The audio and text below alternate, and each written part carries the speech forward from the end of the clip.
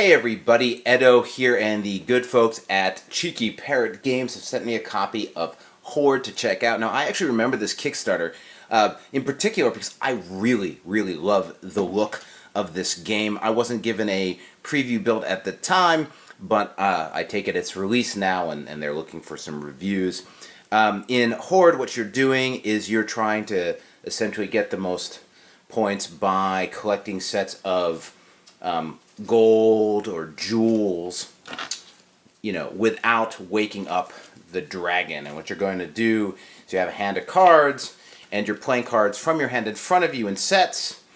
For example, hey, here's three gold to as a set, or again with diamonds, and you're trying to have the most points before the dragon wakes up. You can actually hasten the dragon's waking up yourself by playing noise cards. You can, so each time, that's why I'm having a hard time flip here. What's going on here? I did something wrong, whatever. Oh, there he goes, it just flipped over. As you're doing it, once all three come up, he's awake, so you can play a card like the shh card to get a better luck, to put him back to sleep. And also, if you finish your hand, if you empty your hand, it's done. So it's this game where you essentially, it's a set collection game where you're looking at hidden treasure. You roll to move, and then reveal and decide if you want to keep or trade or draw from the top. And essentially, you're boiling, and it also ends if this ever runs out. You're boiling down the deck and trying to end above everyone else in points. It's interesting. It's good.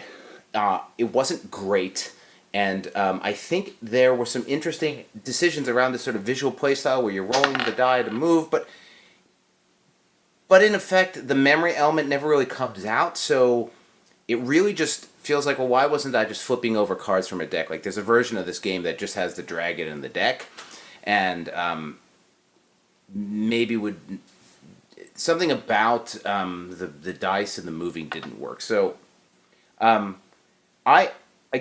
the kids liked it. They were engaged. It's a little, it sort of is long. It outstays its welcome a little bit. But I feel like as we've played it and gotten faster at it, it was a little better. But the die rolling, move around bit is more thematic than it is practical to play, and it sort of slows everything down in a way. So overall, I think it's fun at the right price. It's probably an interesting game to pick up. It is, in essence, a set collection game. I do like the whole, in the aggressive play style, how am I going to, and you have like a sword and you can block it with a shield and get points for it. There's a lot of other things going on, but it's pretty much how can I get ahead and then end the game as quickly as possible. And I actually like that dynamic. I think part of the reason it can be slow at times is when people aren't thinking that way, which I think you're not necessarily that kind of player. It ends up just dragging because playing through this whole deck takes forever. So as long as people are trying to win and go, I think it plays better. So perhaps a casual game to play with your aggressive players. Not sure. I really do love the look of this thing though. So anyway, subscribe, share, all that good stuff. Most importantly, play some great games. Thanks.